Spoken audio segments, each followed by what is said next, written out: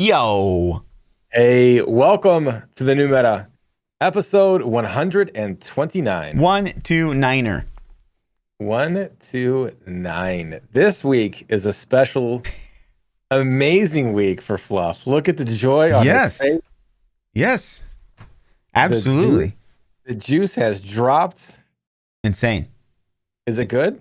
Just a quick spoiler. Is it good or bad? It's insane. Rate the juice. Insane. 10 juice? 10 out of 10? I mean, it's a lot. We'll get into it. Okay. Go ahead. Let's just hit the poll. Okay. Let's. Cool. I didn't want to make small talk anyways. If you want to hear the small talk, you got to listen to the free show. Oh, there you go. A little plug there. Yeah. Join the Patreon, guys. Pay to win.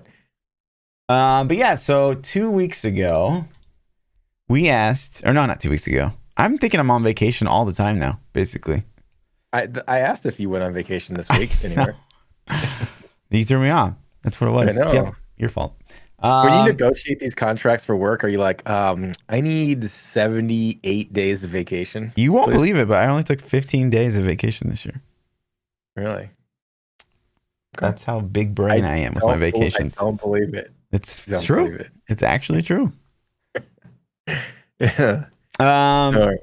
Anyways, so last week we had a kind of big discussion around jewels and gems and runes even.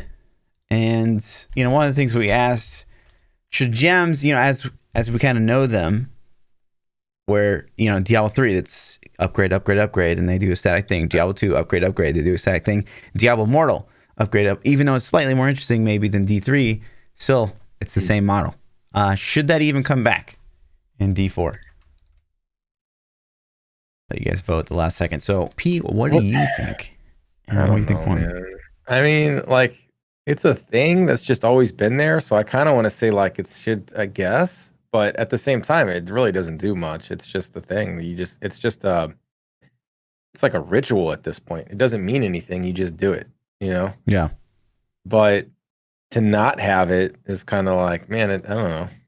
I don't think I can say no. It's just a thing. It's there in every game. Every game has gems. It's of some nature, right? So, do they? I mean, I'm trying to think of Minecraft Dungeons didn't. That's the only one I can think of. Shit, yeah. Minecraft Dungeons might have too. I don't know. I can't think of a game that didn't really have them. I'm sure a bunch will pop to mind, or comments will have a bunch. But I'm trying to think, man. Yeah, if we're talking in terms of D2, D3, DI, snooze. Totally snooze to me. I mean, if it's between don't have anything and yes, have gems, sure, I guess. Yeah, that's kind of how I'm looking at the question too. I'm like, yeah, I guess. But yeah, I would say no. Please. If anything, obviously runes were far more interesting in D2. There's a lot more to choose from. So maybe if there's a pool of 100 gems, but even still, the whole gem process is really kind of boring. What if it's one stat? And I'm just talking this out. I haven't thought through this really. So what if your gems leveled up? What if your gems had experience to them? The legendary gem. And kind of. No, they don't have powers to them though. But they level up. Okay. They just level up. So your gems are valuable to you that you're always wearing them, or you always, they grow with you. But that's kind of like Paragon points. You know what I mean? Yeah. So I don't know. That doesn't feel good either. There needs to be a way to make gems interesting without trying to overcomplicate things. You know what I mean? So. Yeah. I don't know. So again, I think of runes. I think runes are okay. Obviously want more of those types of things. Ideally. If they did runes again from D2, but added a lot more, I think that would be pretty cool. I would also kind of like to see abyssal jewels. I think that's an okay system as long as the pool of what they can possibly roll is really big.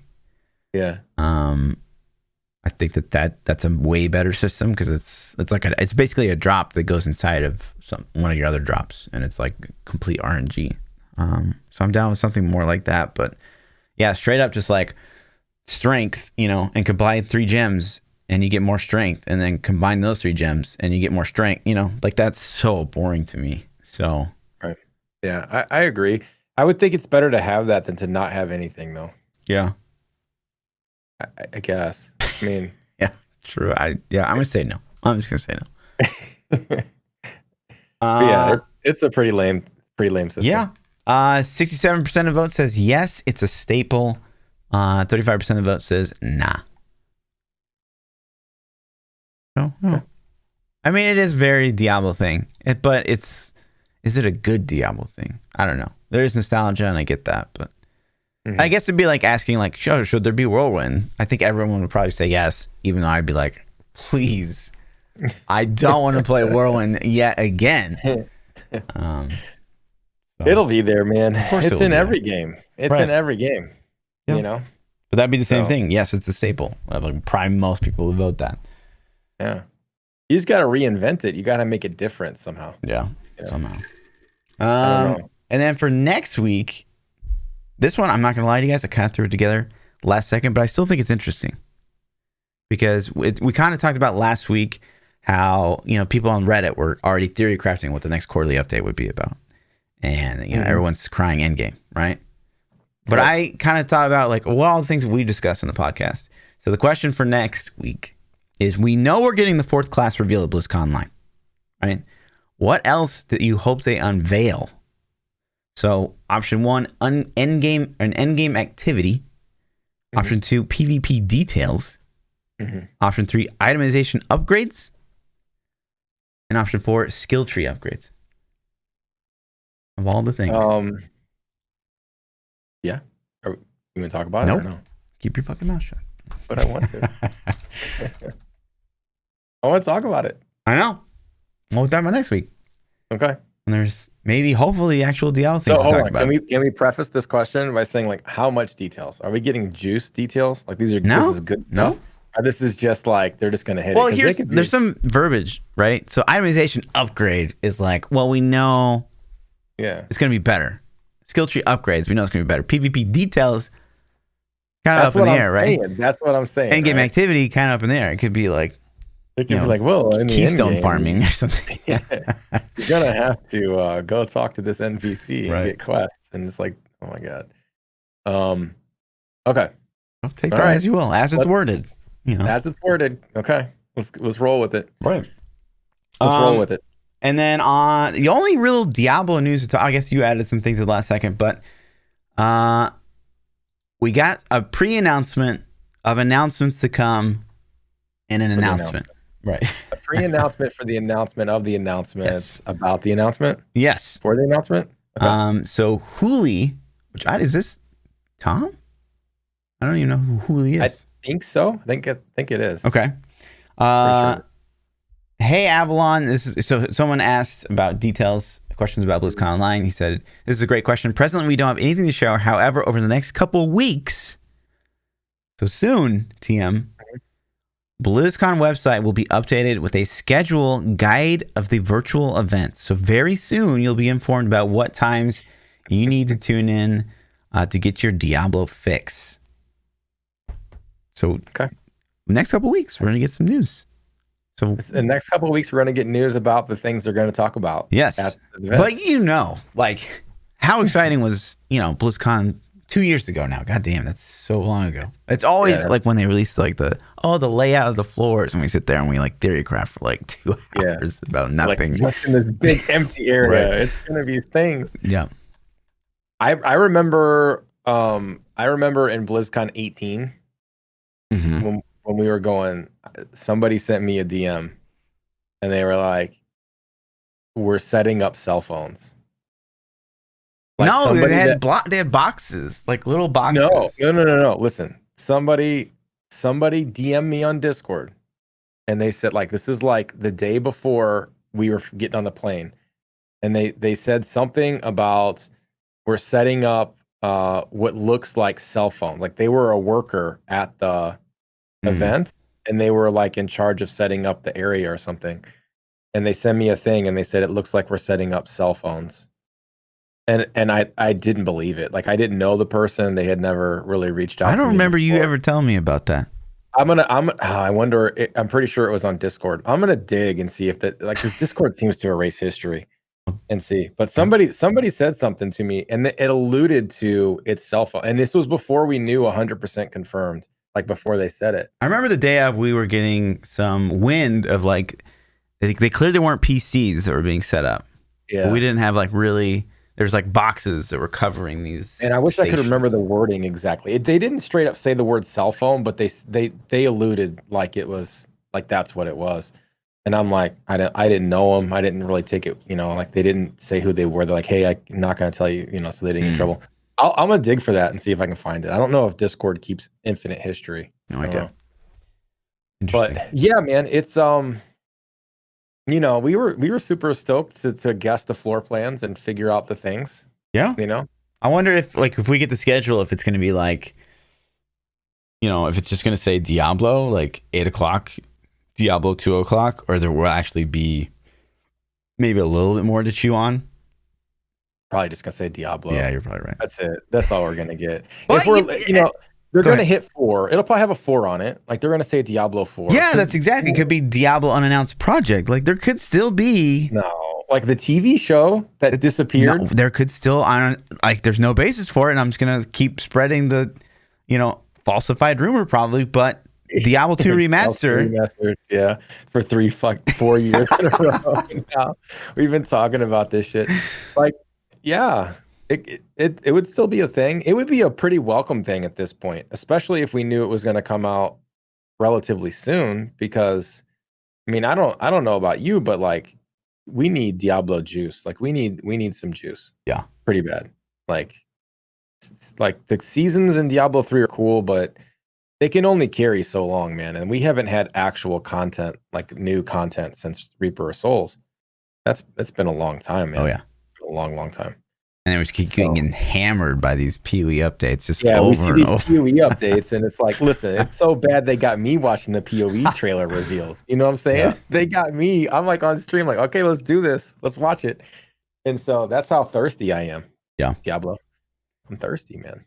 Yeah, I agree. I mean, these quarterly updates have been really nice, and we appreciate the transparency. But other than the very last one, they've all been kind of like not really meaty enough, right? So I don't think they've been hyped. going in the right direction until the last one. Yeah, I think the last one was I think every update we got rehashed things they already told us at BlizzCon, right. And then it was like, this isn't really what I wanted to see. Mm-hmm. This last one was the first one where I was like, okay, this is much better. Like this is. Yeah, I think it's a cleir line to draw too. Is we weren't like, oh my god, this is amazing. It was like step in the right direction. Yeah, for sure. Like they readjusted the sails a little bit. Yeah, and it feels good. So we'll see what they're going to give us. I'm kind of nervous that they're not going to give us enough juice for D4. But if they're going to do a class reveal, that means, does that get you excited? Yes. Does it? How does it not get you excited to have the fourth class reveal? I kind of like not knowing. I kind of like the big surprise, and I would really think. I know it's impossible. I know there's no way they could actually launch the game and have us not know all the classes. But how cool would it be to log in that day and be like, what do we have? Like, what's this class we get to pick from? And we don't even know what it is. Yeah, obviously that would be sick. Actual BlizzCon online or BlizzCon event would be, the way better way to experience that. But yeah, but so I am excited for it, but I also like the anticipation of not knowing. But I think if you had to pick, like, okay, P, you get to pick, do you like in this hand is an envelope with all the classes, and in this hand is an envelope with all the end-game activities. I'm gonna reach for the end-game activity card. I want to know more details about the game than I do the other classes. Because they're already set in stone. They're not gonna change. You know what I mean? Yeah, but we don't know. Like, I guess for me, for you, it's not as big of an impact it is for me, maybe. Because for me, if like there's no necro, I have to like actually reconsider my life. You know what I mean? You gotta reconsider life. Okay. Yeah. So all right. I mean, I obviously really want to know what they are, and if it's not necro, I need to be like, God damn, what the hell am I gonna do? Yeah. So yeah, okay. So it might be a little different for us. You're kind of like, oh, I guess I'll just play this. Like, no big deal. But yeah, I guess. Yeah, well, I'm cool with Druid, man. I think worst case scenario, I think Druid class felt new-ish. So like, okay, I'll play Druid, worst case. And then I think Druid was my favorite. What was your of the three that you played? Do you clearly remember what one you liked Of the course, most? it was a druid 100%. But Yeah, and I think it's just because it felt new. yeah, it was the only reason why. It was because the other ones felt like we were playing D3 Yeah, with better well, graphics. Druid still kind of did a little bit too, but Yeah, but at least it was like we're playing a character expansion in D3. yeah, exactly. But yeah, I think I would definitely reach for the end game activities, man. I want to know, like, what do you have? Because it seems like they're not leaking any of the end game activities, and it makes me wonder, like, do they have them fleshed out, or are they still like, yo, guys, what are we gonna do for end game? Can't do greater rifts, you know? Yeah, that's a good point too, because I hope they don't sit on. Obviously, they want to sit on some things that they don't want to like probably talk about with the community. But at the same time, like it's scary, I guess, because you don't want to run into like a immortal type situation where the game's like basically done, and we might necessarily not have that big of an impact, right? Obviously, alpha we're gonna catch bugs and be able to give some feedback, but the game's like it's pretty far along. They're not redesigning systems Right. at this point. They're like, this is what we locked in on. Right. So yeah, with 4, I mean, I hope they don't keep a bunch of stuff close to the chest, but you never know. You kind of want some of it though. I want surprises, man. I would say so. This is something that I feel is almost impossible to pull off. But keeping the leaks from happening, especially at like Blizzard's such a big company. I feel like they have a harder time. But like when Destiny 2 dropped its Forsaken expansion, and the Dreaming City was like a whole thing, like the whole end game area of the game was a secret. Nobody knew about it. They teased us all the other stuff that was in there, but they didn't tease the Dreaming City. Do you remember playing? You played that expansion a little bit. Did you remember getting to the Dreaming City? You probably don't remember what it even was, but it was a cool thing, man. And if you were a player, you were like, "Oh crap!" Like that was a big blew the community's expectations away. Gotcha. And I want that to happen in D4. I want to be playing the game and just be like, there's some big, gigantic shit that they didn't tell us about, and we're like, oh my god, this is sick. Yeah. So, yeah, that's tough. I agree to an extent. I mean, I guess like maybe not knowing the bosses and stuff you face, and like that's I don't know. I guess that's campaign though. Yeah, I don't know. But then there's like, are there anything that they can craft at Blizzard for Diablo that's like, oh, that's a sure victory in the end game? I don't know. I don't know either.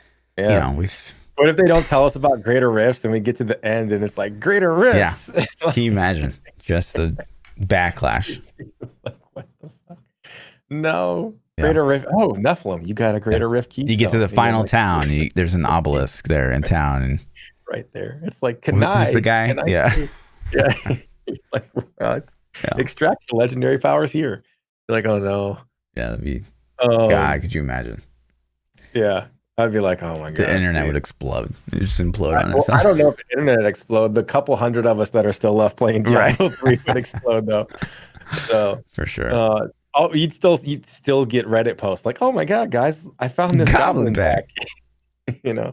I actually looked for a goblin pack post for today's podcast just because I wanted to be kind of trollish. I'm like, let's go see if I can find one. I didn't find one this week, man. It was crazy. Wow. You guys, you're disappointing us, viewers. You're supposed to every week. All the Blizzard employees still on holiday, I guess. Yeah. Oh, man. Wow. Yep. He's a toxic one. So I just put a thing on there. Like the PS4. It was somebody on Reddit had just discovered that the leaderboards were full of cheaters for the first time, and like internally, it kind of made me smile because they're like, I've been playing for a long time. And so I read the post and I'm like, how did you not realize there's cheaters? But then I realized that he's talking about the seasonal ladder, and the seasonal ladders historically haven't been duped or messed with because they're the way that you have to dupe on console doesn't work in season. But with the console launched a couple days early, and then they had to pause it. And we talked about that when it happened. But how are these guys not banned? I don't understand. Like I like you clearly have a leaderboard you can check. Yeah. Like can they not ban console players? It's just weird to me. Like it goes back to the thing like, from very, very, very early New Meta podcast where we were talking about an intern could ban the cheaters. I think that's where the intern quote came from, right? And it's like you could just get an intern to go look at the accounts and Intern be could like, do it. yeah, he's got every legendary gem on. Ban. Yeah. You know what I mean? Like it's not crazy difficult. So Yeah, it just goes back to the whole like, yeah, okay, Blizzard hasn't abandoned Diablo 3, but like they kind of have, it feels like sometimes at the same time. yeah, They obviously don't have the resources they need to do that, even though to us it's like, you're Blizzard. Of course you right. got the resources, Like people are working from home with COVID stuff now. Just hire some college kid and be like, hey, can you like 3 hours a day? Can you just go look at leaderboards on? Do you have a Switch? Right. Do you have PlayStation? Do you have an Xbox? There's literally thousands of members of the community that would just do it. Yeah. I guess it needs to be a more official than the community. So you can't like, let's say the community hated you for getting the Barb nerf, which you did. Right, I did. So it can be like, man, Lord Fluffy, he cheated, and get you like false negative. It'd have to have like some kind of honor-ish system thing. But yeah, I don't it's crazy to me, man, because to me the reason this post jumped out at me though is the innocence of people to think that like, oh, the leaderboard's clean. And it's like, no, it never has been. And this goes back to, if you look like in the schedule on the bottom, I put a filler thing, but I don't know if you've seen this. Riot Games makes Valorant, which is pretty big in the gaming scene right now. And Bungie, who makes Destiny 2, have filed lawsuit against a botting company that was making the hacks for Destiny and Valorant. And I think they made some for other games too. But those two guys were like, yo, this company's based in the US. We're going at them. And they're like suing the crap out of them. And I think that's pretty amazing to me. I'm like, thank you, man. Yeah. Because that's a big reason I stopped playing Destiny, is because the cheats were so crazy. I'm just like, well, this is cool. And it's probably a good thing to do is just tie them up in litigation, because like these are probably not $1 million companies that are making these. These are probably a couple nerds that are really good coders, and right. they're like, hey, we can figure this out, Yeah, that's the play. So, but I get the sentiment, right? Because like this is a guy that he's playing a Blizzard game, and you just have that expectation, I guess, when you play like it's a AAA game company. You know what I mean? Like, just don't expect it to be just so rampantly infected with. It's like cheating. This with any game though now. It's nuts, man. Like, so I play I play a ton of games. I'm the most okay. What was it? Fluff, the most okay variety streamer. The okayest variety streamer. Okayest. I'm the okayest variety streamer ever. So like I've played GTA 5. Cheats like absolutely crazy. I mean, people just insta health, God mode, teleport to me, blow me up. I'm like, okay, cool. I throw on Red Dead. I'm literally playing Red Dead earlier today. This guy has an invisible cheat and he's like choking me. And I can't even see him. And he just starts killing me and harassing me. I go to a new server. He's following me and stream sniping me, obviously. But, I'm like, okay, fine. I'll play a different game. But it's like, those are like GTA 5 has grossed $1 billion of revenue. Like they have $1 billion. You telling me you can't figure out ways to block these cheats? It's nuts, man. Valorant's bad. Apex has things in it. Destiny, like every game you can think of. There's just people out there, and it's I don't know, man. I don't know ways to. I think this is a thing going forward. I don't see how to get around this. Yeah, you know what I mean. True. So, yeah, I mean it's tough, especially like if you're an FPS. I feel like it'd be really hard, but if you're like an ARPG, I don't know, man. Like all you got to do is like monitor the leaderboards. They could do against. I think there's things that they could do at least to clean up leaderboards, but that still doesn't stop people that are botting, keys and using Turbo HUD to see the map, and it's like, oh, Turbo HUD doesn't give you an advantage. Are you kidding me? Like it unfogs the map and it tells you where the elites are and what percent. Like it's insanely stupid. Right. So, but it like things like that, it's just kind of like, I don't know, man. I guess it's just the thing we have to deal with it. But if it were to cost, what would you be willing to give up in D4 to get crazy, ridiculous security? Would you give up a character class? Would you give up some PvP, some end game activity? Like, what's it worth? You know what I mean? Honestly, you know, if I could guarantee that, like, say there's a leaderboard, no bots are ever going to get on the leaderboard, that there's PvP, like, there's no weirdness, if everything was, like, balanced, you know, and all that, I would give up Necro for D4. Wow. I would rather have a legitimate game. Yes, man. It is. I'd rather have a legitimate game. Fluff just gave up his only child. Yeah. Like, he literally just said, "Here, take my first begotten son, and you can have it." Yeah. That's a lot. Yeah, I kind of in the same boat, man. To have a game that I don't think any game, that integrity is a thing. Like, when I'm playing even Apex at times, like, we played last Tuesday after the stream, we played a little Apex, and there were a couple games where these dudes lasered me, and I'm just like, man, that was sketch. You know what I mean? Like, that was pretty sketch. And even if they didn't cheat, that integrity in my mind, I'm like, he was cheating. Yeah. You know, so if I know the game, like, man, this game's never had any cheats ever discovered for it, so you just suck. You know, get good. Yeah. I'm like, okay, that means something to me. So totally. But yeah, all right, let's talk about this POE stuff. I'm gonna you just want to go get coffee, or I got to get some coffee. I'll be back in like what? Stretch, man. Just go. 30 minutes. What are we talking here? So, do you watch this? Did you watch this live on stream? I did watch this live. Yes. Was it on stream, or did you just watch it live? No, I co-hosted it live. Okay, I don't even know if I'm supposed to do that, but I did. Very nice. Yeah. So I guess, you know, give me your initial reactions to this craziness. Well, I'm going to be the first to admit that I don't think my opinions of this trailer are super valid because I don't play PoE a lot. I've only played the game a handful of times.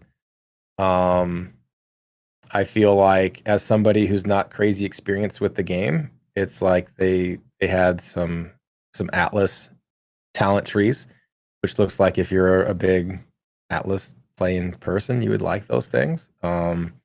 They revamped some of the classes that I hadn't really played. I think they touched a lot. Did they touch all of them? Mm-hmm. I don't remember. They touched a lot of them. So, but the ones that they showcased, like, I hadn't played them. So sure. To me, it's like, okay, that's cool. I don't even know what the other one played like. So, but that looks cool, or that didn't look cool, or whichever it was. And it just looked like a lot of juice. I mean, I'm trying to think of what other stuff that they showcased in the trailer. There was the Atlas thing. They just showcased it right there.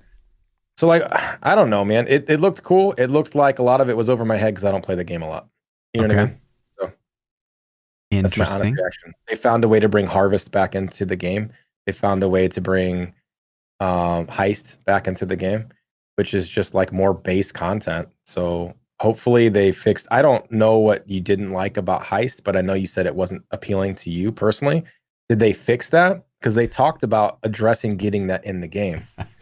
So that's what I was kind of listening to. I was actually listening for that, and I'm like, did they? What changes did they specifically say? But when they talked about it, I wasn't like, oh, that doesn't sound like what Fluff was hating on. So I don't know. Sure. Well, that's interesting, right? So that's the filthy casual perspective, right? I get that. It's good. Yeah. It's good to have. Yeah. For me, I watched this live. I'm working, so I didn't get to like 100% focus in on it. And like, but I watched the trailer. I watched at least the part where Chris Wilson talking for like, half an hour. And then I listened into the podcast and all that stuff, but I was like working. So, but for me, it was pretty insane because there's a lot of things that happened and then were said in this trailer, like that. We'll get into that in a minute. But, when they first presented this trailer, it's like, oh my God, Echoes of the Atlas, like a new endgame boss. That's crazy. And then it goes on and they go on to show like what it's about in the full version. And I thought that was the League. Like, it's a new endgame boss. It's a new thing that you do every single time. Like, you open up the map device, you have an option to, bring Maven in and like have her witness you. And I thought that was the League. I was like, man, that sounds really cool. And then on top of that wasn't even the League. And I was like, oh, by the way, there's a ritual I was like, oh, what? And then they went into like what the ritual does. And I was like, oh my God, it's like a double league, the value. Yeah, it seemed pretty big, and I thought that the last one was supposed to be their money shot. They usually go like big expansion, little expansion, and this one feels bigger than Heist even did. Yeah, and that's one of the big things on Reddit. You know, people are like, they actively went out of their way to be like, don't have huge expectations for this next league, and then it was just like massive. So it's like, what? This explains why they didn't want to drop it right at Cyberpunk too, because they put a lot of work into this. Yeah, but that some of this work could be because they delayed like 3 weeks. Yeah, POE can get some crazy stuff. I mean, I don't know what they're cranking out in 3 weeks, but maybe, you know, maybe. Yeah. So it's funny because that's what you just mentioned right there, right? Like, I don't know what they can crank out in 3 weeks. If it's GGG, they can crank out new content in 3 weeks like you wouldn't believe. But if it's like, please fix the current content, months. Like, doesn't make any sense whatsoever. And obviously they have like teams focused to like just creating new content, and it's probably like the massive, you know, driving force that GGG is to get like new content out the door. But they're definitely better at making new content than they are at like fixing the current content, for sure. Yeah, in my opinion. I don't know what would go. And it depends. Like maybe the content, it's like, yeah, Chris built that, and I don't understand what the hell he wrote here. Like, he put notes in the code, but what the hell does this even mean? You know what I mean? Right. So who knows? It's like, oh, he can't pull him away. He's working on the new stuff. You know, just figure it out. I don't know. But I'm with you though, man. So let's talk about it a little bit, I guess, for the casuals like myself. Explain in Fluff terms what's the new league mechanic. Well, tell me about it. Or go through, I guess, the new changes. Yeah. And then the mechanic. So first up is Echoes of the Atlas, which is, you know, a few leagues ago they added the Conquerors and Awakener, and this is kind of like you know, more added to the Atlas, which Atlas is like the base game. So like, you know, when you're talking about earlier, it's like, well, I guess that's good for people to do the Atlas. Well, everybody does the Atlas if you play Path of Exile. Like, it's the base. Yeah. It's like Greater Rifts. Like, you have to do them, you know? Right. So yeah, they're expanding upon the Atlas. They're basically adding a new mechanic to the map device that lets you like basically bring Maven in to witness the fight, and she makes the boss harder for all the maps, which sounds crazy for hardcore. A lot of rips will probably come from this, but that doesn't stop there. And so like, she witnesses you, and after a certain amount of time she witnesses you, she like asks you to come to her realm, which is like a big gold flying saucer, I guess. And where you fight the bosses that were witnessed all at the same time. Dope. So, you know, and that builds up. So it's like 3 bosses first, and then it's 4 bosses, and it's 5 bosses, and it's 6 and 7, 8, and all the way up to 10 bosses at one time. Which, like, I can't even like, honestly, I mean, I've never really created this amazing boss killer in POE. That's definitely I mean, this is a bossing league, it feels like, and this is not even like a league. This is permanent POE now. Right. So this could be the new end game activity though. One of them. You better like it. Like, what if this is this is gonna probably be the best for some things. You know what I mean? So I see what you're saying. It's not like Heist though, in a sense, because Heist is like, it's a whole thing. This is just like literally just you click a button on the map device, and then sometimes you go fight a bunch of bosses. Yeah. And this, you could ignore this altogether if you want, just like you could with Heist. Of course, this is what you do. This activity is what you do to unlock the ascendancy or the skill trees on the map device. Right. And so every section of the Atlas has a passive skill tree, basically. And, you know, the meme out there, I don't know if you've heard this already, but, you know, even the Atlas has a bigger skill tree than Diablo 4. Which isn't wrong, unfortunately. Oh, man. And, but yeah, so like every zone of the Atlas, you can now spec like your favorite content. And now, you know, if you look through the actual list of the things, they put them up with it. Yeah, they put them up, right? And so you like look through them, and there are kind of like, well, that's obviously going to be best. There's actually a couple zones of the Atlas to me that are like, oh, that's that's a really hard choice, right? Mm-hmm. But most of them are like, that's clearly the best path. But I do assume that as more leagues get added, like the stuff that's kind of lame will get ripped out. Like I think they added Perandus to this, and like no one cares about Perandus, but like it's one of the end game. Yeah, it's the guy that drops coins, and sometimes you run into him. Okay, what do the coins do for you? He'll spawn in maps sometimes, and if you have a bunch of his coins, he'll offer you something, and you'd be like, "Yeah, I'll buy that," or be like, "No, no thanks." Yeah, or you just look at it because you don't have enough coins. And you're like, God damn it. And that's the thing that they were talking about. You could like put some coins towards it, put it on layaway. Yeah. And then no, that's not this. No. Okay, never mind then. But yeah, so this is amazing because this lets you kind of focus to farm the content that you want to do, basically, and do it more efficiently. So I think that this is a win for anyone that's interested in Path of Exile. Like, I like Harvest, so I'm going to juice up the area of the map or the atlas that does Harvest and run a bunch of fucking Harvest. Like, you can totally do that. So I like this a lot, obviously. And, between they are also adding new Watchstones with this. So the Watchstones could have specific modifiers, and this will combo with the areas of the atlas you want to put them on. And then you can think about master missions as well. So you get master missions like, for logging in and for just running maps.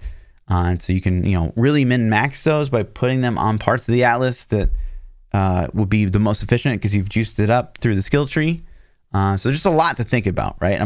I see that your eyes are glazing over, but it's a lot to min-max, which I guess is overwhelming.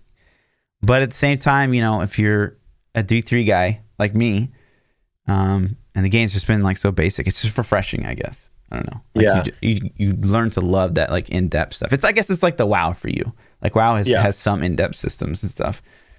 So it's pretty cool looking at this, and from an outsider that doesn't really play, looking at it, I'm like the things that I want or the things that I want to do, I can juice it up. Like I just pulled the skill tree up right here. And it's like, let's say you want to get more breaches, you can just do these talents and then boom, you got 10% more breaches and they have better monsters and like all these other things.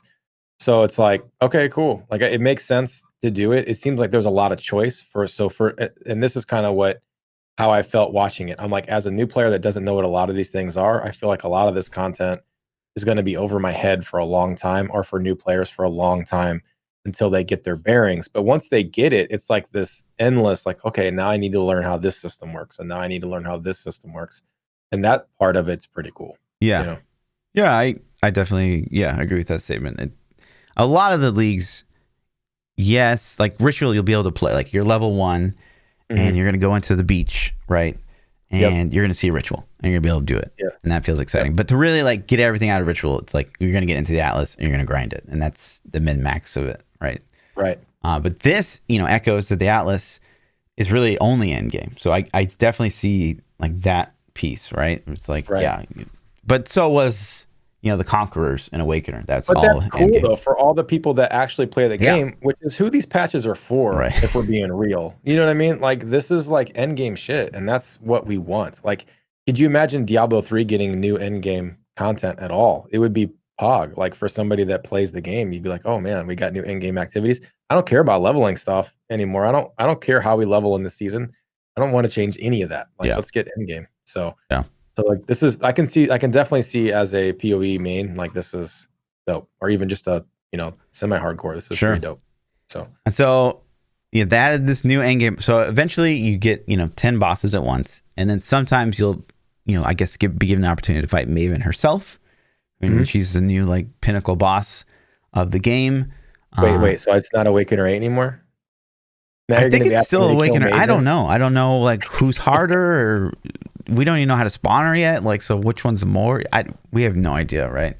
Yeah. But the cool thing about Maven, she drops a Maven orb, which is actually pretty cool. So basically, if you get an item and it's got 2 influence mods on it, so it means like it's got that sparky background or the red background or the green background, those are influence. And so if it's got 2 of those on it, it will basically pick one of the 2, delete the other one, and turn the one that it picked into Primal Ancient, basically. That's cool.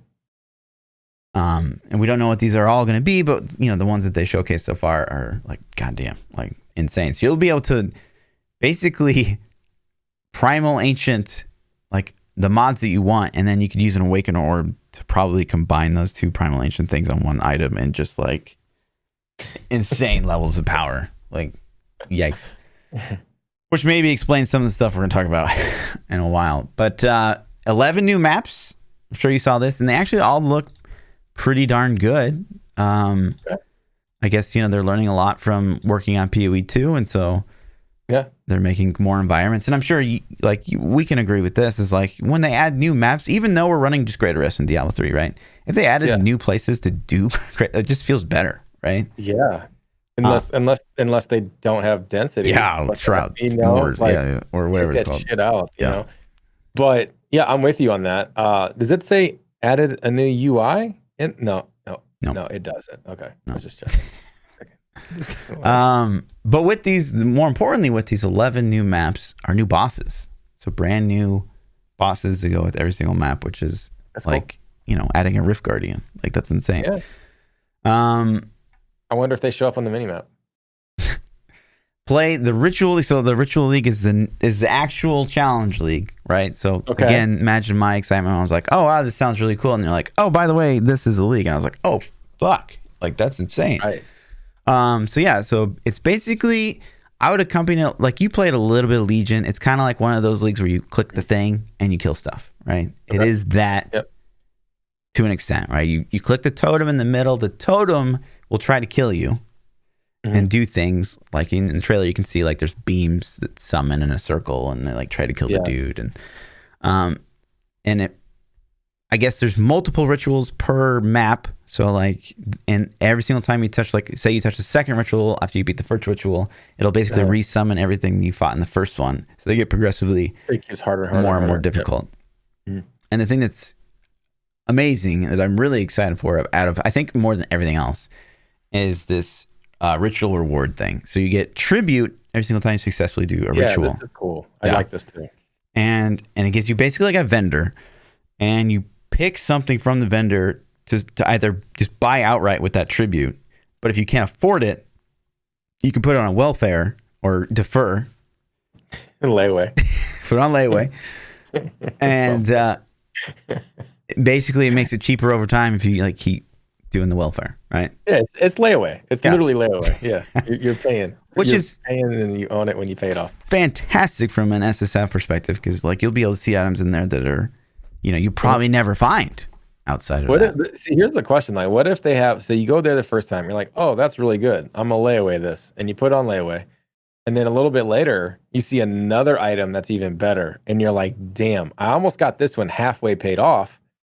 You can layaway multiple items. Yes. Oh man, see, there you go. ZGD probably asked that already in the podcast, didn't he? I think it's on one of the Q&As, but yeah, so I've obviously been doing my homework. But yeah, you can lay away multiple items while you're on welfare, and eventually, you get them. And to me, that's like one of the things I've always wanted to kind of add to, PoE was like to be able to focus farm stuff a bit better. I know this isn't necessarily like focus farming anything, but to like have that item there that's like within reach, and it's like, oh, if I just play more, right? If I just play a little bit more, I'm gonna get it. I can back out. Yeah. And that's, I think, that's a good feeling though. That's one of the best feelings in video gaming, is like, this thing's here, I can grind it, it's so close. Let me keep working at it. So that's a good carrot. I think they did something pretty smart with this, because I think that this is a very easy system for new players to understand as a league mechanic. And then they added all the other stuff in for the end game for seasoned veteran players to really sink their teeth into. So I think they kind of, from the outside or on paper, it looks like they appeased a lot of people with this patch. Totally. So. And then with this, we're also getting new base item types, which are pretty. So they have very unique implicits. Some of them seem pretty game breaking. Not game. I shouldn't say game breaking, but like big. And I think, hopefully there's a lot of these. Because there's one thing that they changed. It's like, oh my God. Wow. And I'll tell you about it in just a second. But the rituals, you can also like basically, if you keep passing them, you can basically gain Pokeball shards. And then you could like store the ritual mobs in your Pokeball, and you can bring it with you to like the next map. And, I choose you, and you throw in the map device, and you just go in. Yeah. And so you got to kill them though. It's like I choose you to die again. Yeah. You should make them fight for you. Yeah. Maybe, you know, it's like torturing your Pokemon, basically. Yeah, exactly. It'd be cool if they made them fight for you. Like that'd be kind of cool. Right. So, and then here's the thing, right? The end here, they talk about new uniques. Obviously, that's the thing. Every league, there's a couple new gems that they've showcased here. Hydrosphere, which actually kind of reminds me of Ice Crystal from Diablo Immortal, and you can like basically shoot something into it, and it does things. Okay, so it's pretty cool. And this added like a COE gem, but it's different, but it's still kind of interesting. But like you said before, they're bringing back Harvest. Harvest was a big community favorite, really, from the crafting perspective. For me, it didn't really hit because it took them so long to make it good after the league started, and then the L3 season came out, and I was just like, well, I didn't really get to play it, and everyone's like, oh my god, so the crafting's so good. I just saw spreadsheets on Reddit with how to plant your crop. Well, you don't have to do that anymore. That's literally thankfully. what I remember. Right. I remember like people like, oh, if you lay it out like this, it's maximum. Yeah, I did all that. So yeah, that's coming back, and I'm actually really excited to kind of experience it like as maybe it was intended to be the first time. But then, to go back to what you originally said at the very beginning of this, you were kind of watching and you're like, oh, I wonder if they did Heist. They literally did really nothing to Heist. And so if you would have watched like the Twitch chat of the official, so I was watching the official channel. I wasn't watching like a streamer, restream it or anything like that. Yeah. It was a stream of Fs. Like as soon as they're like talked about Heist and like Heist is coming back, and it's like there's nothing that's really different. It's just like you got to level your rogues again. You do contracts, and eventually you get bounties. You do a grand heist. And it's like fuck. Like no one wants to do this. Is it gonna have to be done? I don't think so. They left it out. You didn't have to do it in Heist. You just ignore it. As a player that really min maxes everything, like it's gonna be hard to be like, oh, I'm never gonna run Heist. It's probably not gonna be efficient, but you can of course skip it. But it's just why I don't know. I understand. Like no one. It didn't seem. I don't know if I ran into a single player in all my experience. It was like, yes, Heist. I love it. Please bring it back. I love Heist. It's just to me. It seems like it's pretty good. Yeah. To me, it just seems like obviously they spent a ton of time on it, so like they just want to salvage it in some way. But I don't. Well, maybe they should do like Harvest and sit on it for a league and figure out. Yeah, like that's what they should have done, but it's just coming back. But so part of the 30-minute long video, was Chris Wilson said two things that were like, oh my god, are you crazy? Like, if you would have asked me versus right after watching the whole thing versus now. The Fluff after watching the thing his mind is like literally blown. It's still amazing, like all said and done. Like holy crap, they've added so much. But they teased about like all the ascendancies kind of got reworked. All 19 were touched in some way, and you're like, oh dang! And then they show like 3 that are actually insanely overworked or overhauled, and it's like, dang! Like I can't wait to see what else is in store for all these other ascendancies. And then you get to the actual, changes, and it's like most of them, a lot were nerfs, especially to my particular ascendancy for some fucking reason. Yeah, ascendancy assassin was just annihilated, which whatever, will be fine, but. Yeah, it's just kind of weird. They hyped up like all these ascendancy changes, and then at the end of the day, they didn't hype it like a balancing patch. So why did they nerf so much? It felt like they wanted to just tune ones that weren't getting play. Yeah, exactly. You know what I mean? And to further, they didn't pitch it as a nerf. So I'm just like, that's weird that you're saying that they nerfed the shit out of your class. Yeah, agreed. And then at the same time, during the announcement, Chris Wilson was like, when we buffed 40 different skill gems that were like underutilized. Not getting used that much, and you're like, oh my god! And he specifically said Venom Geyer, which is like my jam. I'm like, oh my god, he's talking to me. You got moist. Yeah, and then they like showed the patch notes, and like really like 5 of the 40 were like, wow, that's pretty cool. But none of them were like, oh my god, that's like entirely new. What did they do to your Venom Geyer? What they do? Venom Geyer's got like more base damage, basically. It was like, So okay. just like it got a Diablo treatment. It just got a 0. Yeah, it literally just got a 0, 5-0, basically. Wow. But yeah, it was kind of an overhyped thing, which I didn't love. And then they even went as far to like have an announcement of their like manifesto. And even in the manifesto, they only showed like 3 of the 5 good gems. So even up until the day before the patch notes, you're like, oh my God, like gem changes are coming. Yeah. And then they slammed all the ascendancy nerfs on us. And then, GGG came back and they said, well, we really feel like they said like multiple times that these are small, like kind of insignificant changes, which to me, it's like, I don't know what planet you're living on where you think the changes you made to Assassin were like small. Yeah. But yeah, I mean, there's a little bit of detachment, I think, that's happening between GGG and the community right now on this. But it's still going to be like insane and people are probably out of their mind. But everyone's a little confused about like the last kind of couple days, I think. So it's been a really interesting shift from like literally everyone typing poggers in chat the day that it came out to like the last couple days. It's been like, what the hell's going on, GGG?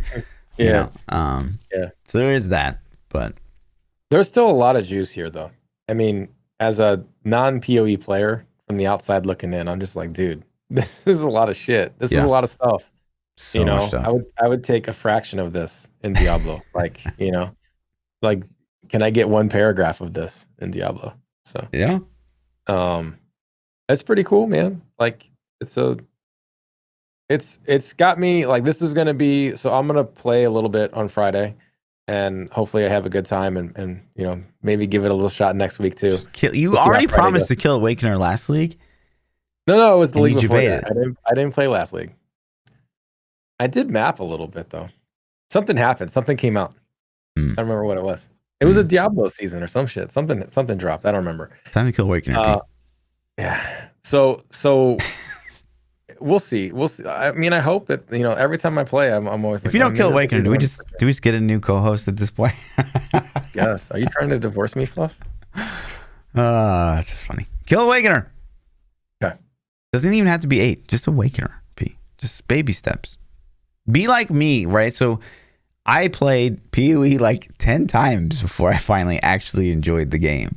And you're on trial 5 or something. So. Yeah, this is going to be number 4 or 5. I think this is 5. This is why I'm keeping. I'm gonna harp on you more still. Left, man. Yeah. Like, you shouldn't have to like repeatedly play the game to have fun, though. That defeats the purpose. I want to play it and initially be like, well, it's a combo. It's like a 2-time punch because it's like they're slowly making the game, add more and more stuff to it, and eventually like something's gonna hit for you.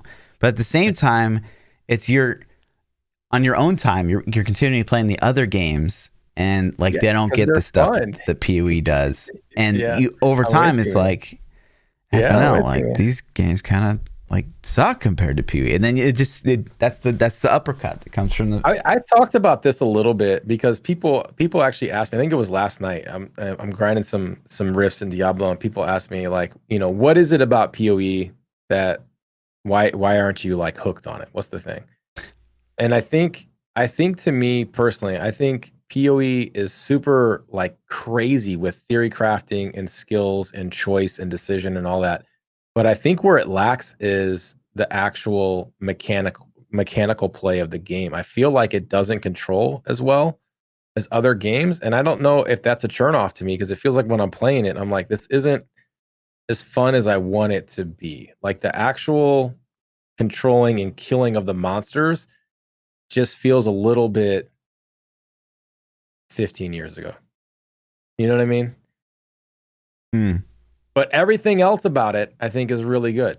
I think they killed every single thing except for the human input method and the feeling you get out of all the power you've just created. Does that make sense? Yeah, it does. And I want to go on like a rebuttal. It's not a rebuttal for that, because what you feel is what you feel, right? Right. I think that a couple things contribute to that. One is we've done ourselves a massive disservice to video games and isometric RPGs because we both played Lost Ark. We've both played Lost Ark, and we know what combat in these games can be. And obviously PoE is light years away from that. So that hurts from a gameplay perspective. Obviously, D3 combat, like it feels a little bit better. But I will say there's something to be said about finally finding the right build, right? Combat can feel very, very different in PoE based on the build that you play. Okay. And so maybe it's just a matter of, you trying something new and it finally is going to click. I don't know. Yeah. I'm just throwing suggestions out there, but yeah. And I'm not saying that in like a way to shit on the game, because I think that PoE has excelled in like every other area of an ARPG except for combat. Like if you put Lost Ark's combat in PoE, it's the best game ever made. Yeah, literally. I mean, it literally is the best game ever made, But that's like one of the biggest factors in a video game to me, is like the feeling I get when I'm shooting the mans, like, and the only other way I can describe it is like Destiny does gunplay so well. It feels good to shoot guns in Destiny. It doesn't feel as good to shoot guns in Borderlands. Borderlands has interesting guns and interesting choices and all that stuff, but it doesn't feel as good to shoot the gun in Borderlands as it does in Destiny. I don't know why. It just doesn't. So that's kind of the way PoE is to me. It's like, dude, they killed everything, but they didn't get that.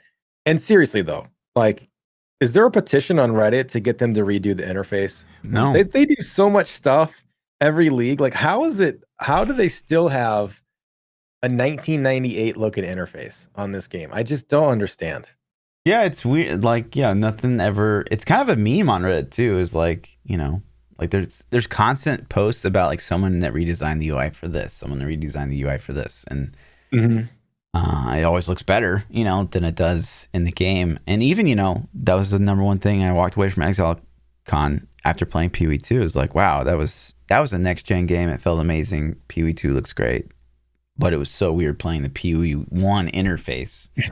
Right. And it doesn't seem like they're going away from that either. It doesn't seem like there's any effort in that department. Which is cool. Like, listen, you don't got to have a new interface to play the game. It's just eye candy, really, But it just blows my mind though. It's like I feel like that holds the game back. I feel like they would get more eyes on the game if it looked prettier. If it was just like this cool looking UI, people might go, "Oh, what's that? That looks really cool. I want to check that out." Instead, they're like, look at it and they're like, "Oh, was that shit from 1998? No, I'm good. Like, I'm not going to play that." I definitely agree with that too, because Path of Exile has come actually a really long way in terms of the actual game graphics since I agree from launch until now. It looks way, way better. It's still, last gen, and they're going to fix that with PoE 2, but it actually looks a lot better. So I think there's probably that crowd of people out there, present company included apparently, where even if they're looking at like, oh, okay, the new maps that they're adding, Echoes of Fate, like they look better. They just look better. The 11 new maps. But the fact that there's that, that PoE interface that and you've been playing, you've been experiencing, there's that association maybe that even happens for playing like a bad UI, and it doesn't matter how good the game behind it looks. It's just that interface is showing. So I think there's a lot to be said about like, even maybe if Diablo 3 added a new user interface, like people would be like, "Oh, what game is this?" Yeah, but the thing is like nothing about PoE screams bad except for that. Like it's the UI, it's the interface. Like their talent system looks fine. Like that, you pull the talent tree up and you're like, this is huge and awesome and impressive, right? The Atlas talent things that they're showing, that looks good. The new Atlas looked really cool. Like when you go to the mapping machine or whatever they call it, and you throw your map, like it looks cool. The portal machine looks cool. Like you can customize your hideout. You can do like all this shit in the game, and then you're running around with like literally square bricked red and blue globes. And it's like, okay, like I don't understand. Like leave the old one in for those people that may be like butthurt that there's a new legacy UI option, right? Like a legacy UI option, but like redesign your potion bars and your health globes and stuff for people, So anyways, that I didn't want to side tangent because they do so much for the game, but I'm just like, this is the only thing that blows my mind. Is like how did they not do that? It's just crazy too, because like Lost Ark does the UI just so good. Yeah, Lost Ark does everything really good. Besides except for the pay to win if it comes to NA that way. But yeah, but it's nowhere like Lost Ark's nowhere near PoE in terms of build customization and stuff. But their classes are extremely unique, though. Very like unique. If you play two different classes, they do not play the same. Right. It's completely different. And the UI is totally different for every class. So yeah, That's the thing too. It's awesome, man. I played another rant, I guess, but I don't even remember the name of the class. In Lost Ark, I played some spellcaster class, and it was like an elementalist lady, and one of her super abilities was like this Bigfoot would stomp you from the sky, and like it Summoner. looked so yeah, summoner. It looks so cool. I'm just like, I just remember using it. It didn't even hit that hard. I just remember using it and being like, dude, that's the coolest looking shit I've ever seen. Like, this game is ridiculous, man. So Yeah. but that UI for Lost Ark is and it's simple. It's not even like it's a lot, man. They just smash your buttons together, and it's versus like, cool. this, Yeah, with you. Yeah, that does make it look pretty bad now, doesn't it? When you compare it A to B. Flash between the two. Yeah. So, but yeah, sorry, I derailed you. So where were we going with the POE patch note talk? I mean, yeah, it goes back. So like, they kind of hyped up the skill changes, they hyped up the ascendancy changes. I think that they're nerfs overall, but they did encourage the community that like it's all kind of balance out in the long run, maybe kind of thing. So maybe the new implicits that are coming in Echoes of the Atlas or Ritual are gonna like make up for what we've just lost. It's hard to see that, especially as an assassin main. We lost a lot, but yeah, I think that they're actively trying to control power creep. They removed movement speed from a lot of the ascendancies. That was kind of a general theme. They removed a lot of like random mitigation. That seemed to be a general theme. So I think it's part of a bigger structure they're trying to map out before PoE 2 comes out, and hopefully it all work out. There's still going to be some super broken things. So they nerf a lot of things, but still there's going to be those outliers that are just ridiculous now, or what? Or do you think it was a global nerf across the board? Even the outliers are going to still be nerfed. There's some things that like, wow, that got annihilated. Like specters, summoner specters, like, oh my god, necromancer specters, like we're just that's what nerfed I played into the ground. Actually, I think last time I played, right? Yeah. I didn't think that was very fun, by the way. I'm just throwing that out there. Yeah. Because you had to go re-get your summons all the time, and if you screwed it up, then you had to go fix it. Well, it's funny you mentioned that, because they actually nerfed how tanky they were. They're not even tanky, and especially as you level up. But now they're even worse. That sucks. Yeah, it was just the fact of getting them. Like, if you accidentally summoned a wrong pet, then you had to go back and like find the right corpses. Yeah. And there's tricks to do it, but it was just you're like, oh my god, I gotta go fix this. Yeah, I totally agree. Yeah, the specters always need like a Pokédex or something like that. Yeah, exactly. But yeah, it'd be interesting to see. I think worst case scenario, if like, so say for me, Pathfinder got a ton of buffs. I don't see any reason why you'd probably start, if you're a poison based character, I don't know why you would pick an assassin now, basically, especially for league start, because like Pathfinder's like that good, and that kind of feels bad to me. It also kind of feels bad to me the sense that assassin, if you look at like PoE Ninja, for example, I want to show you this because I don't think that you've probably ever even seen this.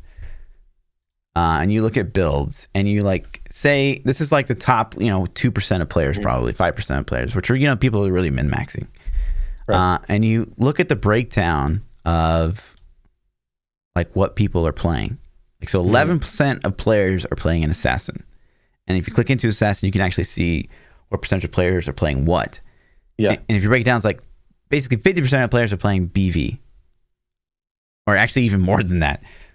Basically like 80% of players probably are playing BV, which is like the most powerful poison build in the game. And it's just like, it's straight up just overperforming. It's too good. It's too easy. Yeah. And PoE or GGG's like strategy seems to be like, well, it'd be like, say something in DO3, like say Pestilence was too strong. Like one build was pushing leaderboard and hitting, and they do this all the time, right? Like it's a bad strategy as well in D3. So say Cold Lancer is hitting like 145. Well, let's nerf Pestilence. But what that's doing is basically nerfing like every build ever created that runs Pestilence. Right. And that's kind of what they've essentially done with some of these nerfs. It feels like, but I don't see the big picture. Maybe. I'm with you, man. Kind of short-sighted. I imagine. Could you? I mean, you see how? So to put it in perspective a little bit, though, Diablo has 7 classes with Diablo 3, 7 classes with what, 6 sets each, something like that. Isn't it 5? I think it's 5 sets each. Yeah, that's not even that. Yeah, 35 different builds. 35 different builds plus Legacy Nightmares and all that, right? So you got to balance 35 sets. Like, what does PoE have? Like a million. Yeah. Yeah, 3,500 different builds. Right. You know, so for them, it probably literally is like, let's really look tough at the leaderboards and then just okay. Hey, John, intern, we need a set we're gonna buff. Go find something at the bottom.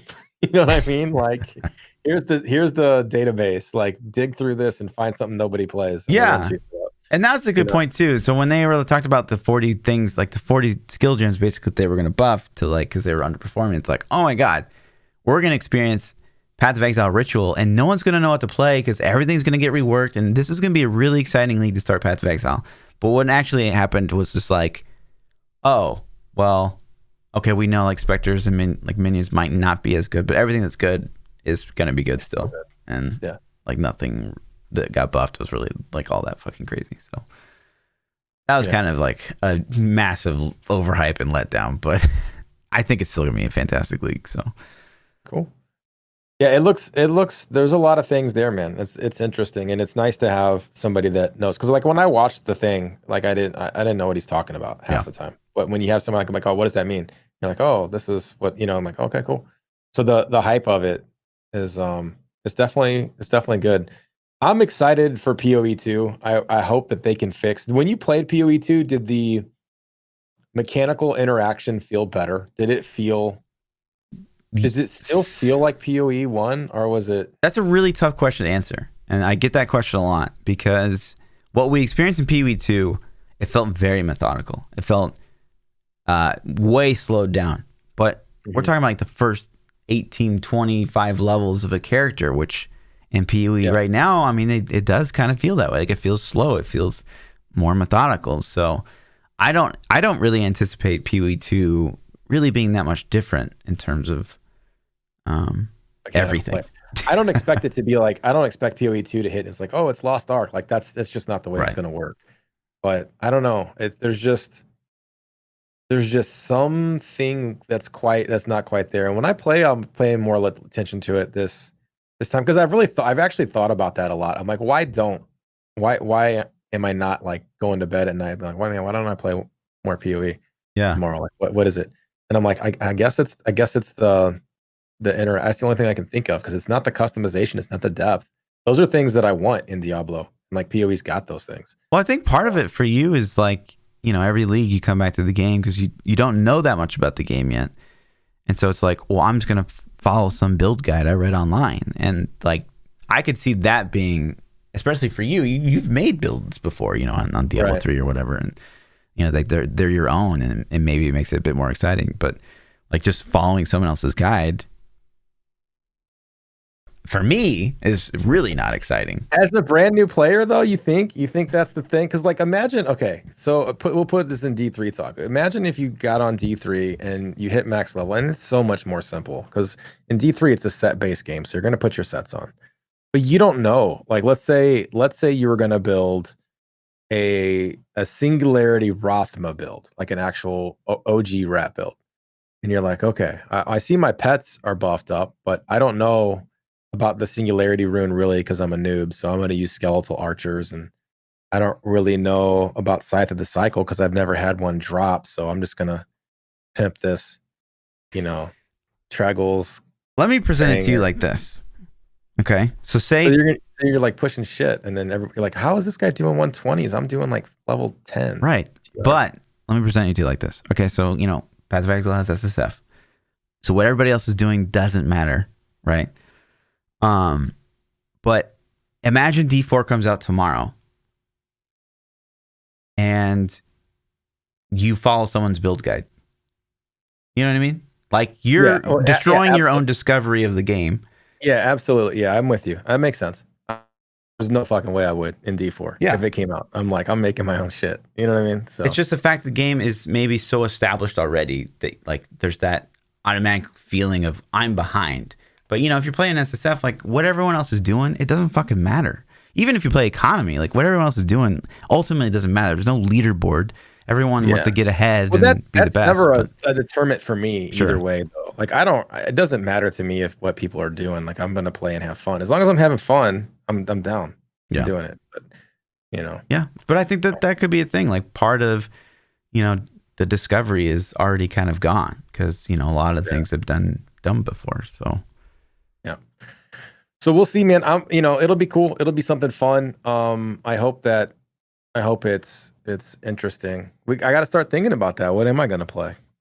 Let's start. I don't know what to suggest for you. We've done multiple strategies, so I'm going to give a little insight, right? Because he's asked me every time, like, well, what should I play? And so, like, way back in Legion, we're like, well, you should just do Cyclone, right? It's fucking Whirlwind at the end of the day.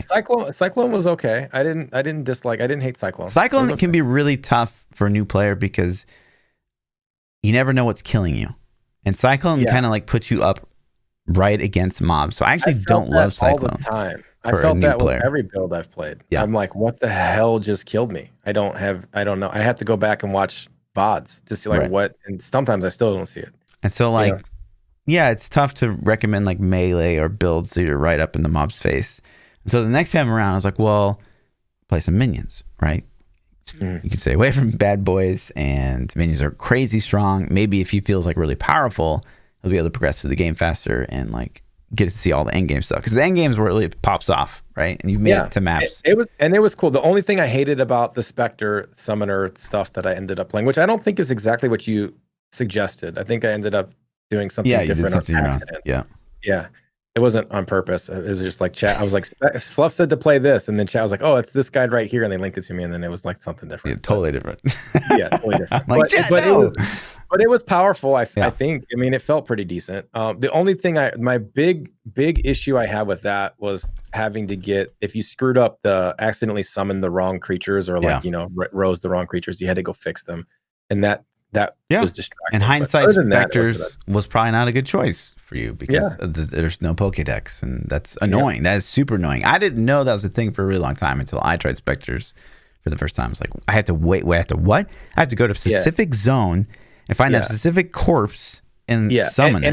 And the thing is like, as a new player, I didn't even know, like, I didn't know where the zone was. Right. So I'm like, okay, where the hell's that? Right. And then I didn't even know what the mob looked like. So then I'm sitting there like killing things and like, look, is this the one? No, this is it. So you had to learn it. But then I learned it. Once I learned it, it's like, okay, I know where to go to get them, so yeah, not a big deal. But yeah, man. Just keep trying something new every time. I guess that's the best recommendation. I don't know. Have you played Archer builds? How's it feel? I mean, Caustic Arrow, Toxic Rain, they're so strong. They don't seem to be nerfed at all. Maybe. Although I will say Caustic Arrow is not super fun. And Toxic Rain, I don't know. I wish I could pinpoint what it is that you like. I don't know either, man. I'm not sure. We tried Whirlwind. We tried Whirlwind. That was the Cyclone, And then we tried Rats. What's been your favorite build of all time in Diablo 3? I don't know, man. It changes because of replayability, but I don't know, man. I would say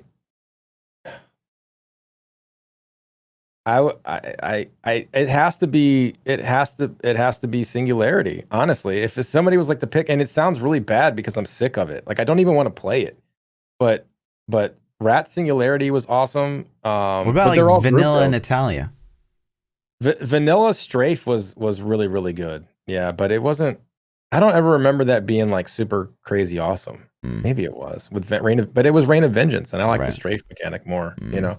So I would almost say God DH, but honestly, there's things about that I don't like too. Yeah.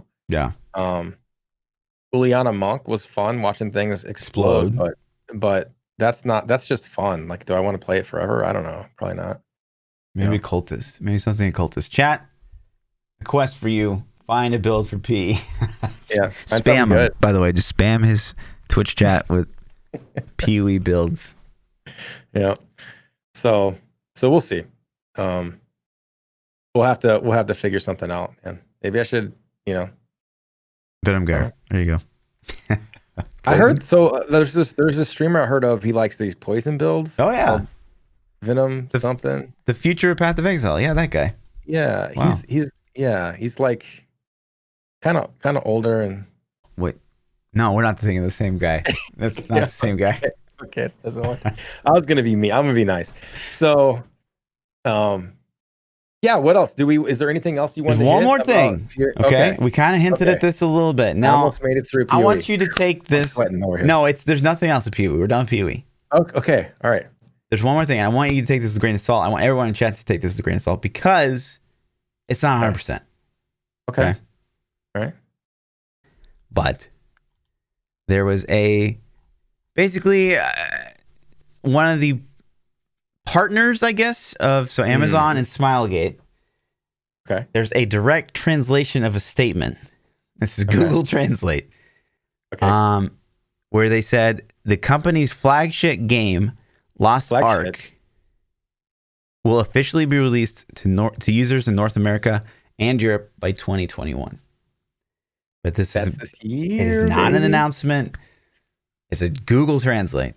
Oh my God, dude. If they can get monetization right on this game, that would be so awesome. I'd play the crap out of Lost Ark if they could get monetization right. Yeah. For sure. If they get it wrong, I'll play it for like 2 weeks. You know what I mean? Yeah. And it just goes back to that, like, okay, well, they're partnered with Amazon Games. Amazon Games has literally done nothing good. So I don't take that partnership as like, ooh, that's good news for Smilegate. Amazon. I mean, like, if I'm speaking honest, I think Amazon's greedy as hell. Like, look at what they do with Twitch. They're literally don't get us banned, dude. This is your channel. No, crap. Going offline. They literally are injecting ads in the middle of live streams. Like, who's making these decisions? Like, that's the worst thing I've ever seen. Like, when my chat's like, oh, just got to add, and I've had it happen. I'm like, really? Like, God, you know? Yeah. It makes me think they're greedy. So I'm a little nervous. Yeah. I hope it has a price tag on it. I don't think it's going to be free to. I think it's going to be free to play. I would almost rather it be like, Lost Ark, $40 or something. I'd be like a $50, $60, whatever. $60. Yeah. I'd rather pay to play with no pay to win aspect in the end game. But I agree 100%. I'd slap down the 60. If they said, hey, no microtransactions or microtransactions are only cosmetic, but it's $60, I'd be like, done. I'd pre-order it right now. I'd be like, yeah, here you go. Take my money. Sure. So it's that good, man. But that's cool, man. 21. I mean, January's half over, so in the next 11 and a half months, we could potentially be playing some Lost Arkage. We could. Yeah. I mean, that'd be exciting. I mean, honestly, like, say Lost Ark is adapted better for NA. It's got seasons. Seasons are already a thing. They've already got some experience with it too. So. Yeah, but they're different.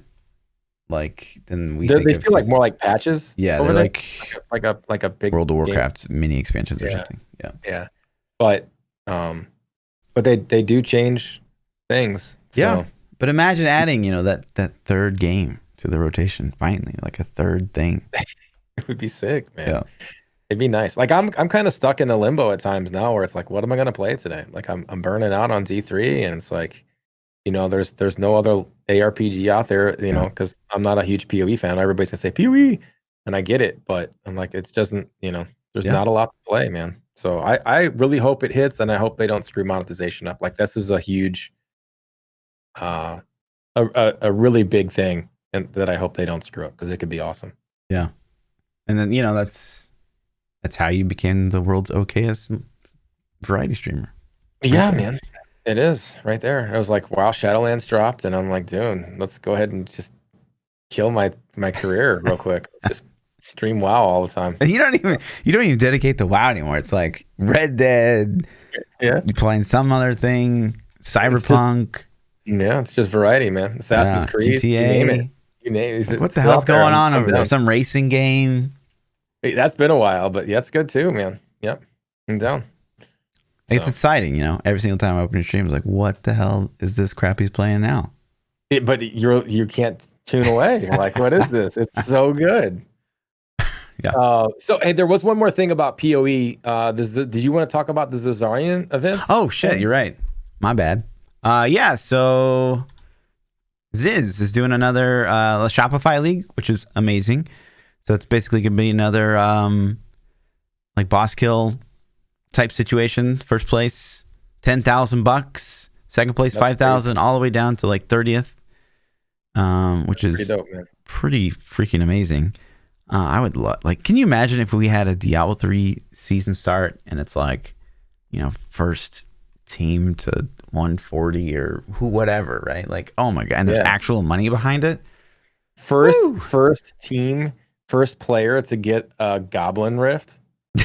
You know what I'm saying? And like, post it to Reddit. I'm not bullshitting. I would make that a thing. I would be like, if we could track it, I would be like the first player at max level, max torment to kill a Goblin Rift or whatever. I would totally do that. I would totally not. I'd be like, I would make it a thing. Dude, that would make it hype, dude. As soon as you heard the you'd be like, oh shit, this is it. I'm getting paid. It'd be like a crappy prize, Give him like a, cosmetic, a fluff hat or something or in game gift card for Path of Exile. That'd be fucked up, man. Yeah. A Diablo prize is a gift card for POE. Yep. But yeah, it's HC SSF. This is like, I'll tell you something right now. This is going to be one of the rippiest leagues we've probably ever seen. What do you think? So have the leagues been worse and worse for bugs every league, or is it consistently just the same bad? Honestly, like Heist was very smooth from what I remember. At least from my PC, I didn't have any weird crashing issues. The only thing that was bad for Heist was, just Heist for me. And then not hitting. Same thing with Harvest. Harvest was very smooth for me. I was just curious if you can bet your money that it's going to be pretty bad at launch. No, I would say it's going to be smooth. Yeah. The last time I remember things being crazy rippy was probably Metamorph. I feel like that got worked out fast-ish. But it also made for some hilarious rip clips. So send me your rip clip. Yeah. A rip pic. Yep. Basically. So I assume that this will be a very, very rippy league because it's all about bosses. You got to fight 10 bosses at once. Are you crazy? And you basically have Maven come and she makes the boss that you're on like harder. And so there could be new mechanics. Players have no idea what's coming. Obviously Maven's a brand new fight. No one's going to know what the hell's going on.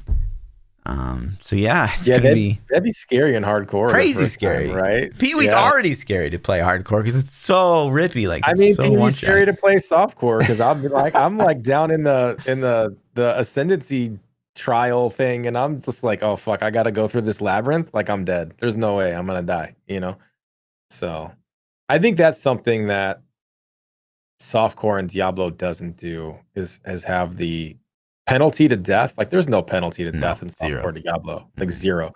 And in PoE, like you lose some experience and that's cool, but like getting all the way to the end boss in a trial and dying and having to start over, that sucks, man. You're just like, oh my God, really? Yeah. And you almost like when you get really high up in levels, like 95 plus, 96 plus, you like almost start gating the content you do because you're so afraid. You're afraid to die. Which it kind of feels bad, to be honest. Like I'm like, I don't want to die, so I guess I'll just run maps for like the next hour, and then you have dying once anyway, so you end up running maps for like 5 hours. It's like and then you get that level, and you're like, okay, now I can go do all the shit I want and I can't go fucking get wrecked, right? Yeah, I'm with you. The excitement makes it kind of cool. Part of me also, you don't always want to have that. But I guess you can do easier content. You don't always want to have that anticipation, that angst kind of holding you hostage.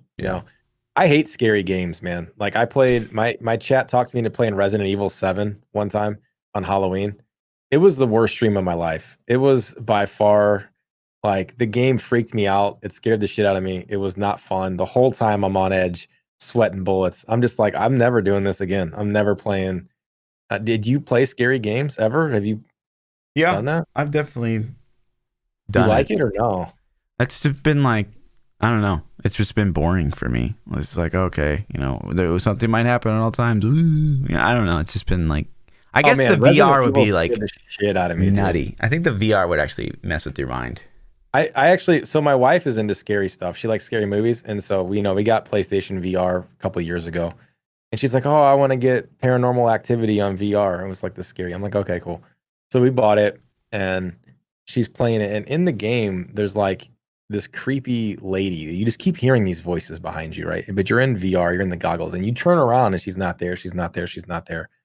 And like you just go through this door and she's like screams and you look and this bitch is like all up in your face, man. It's like right here. And I'm like, nope, I'm done. Like, fuck this. You can have this back. It's like, even though it's fake, man, it's too much. Yeah. I'm like, no, I'm good. It's just not my thing.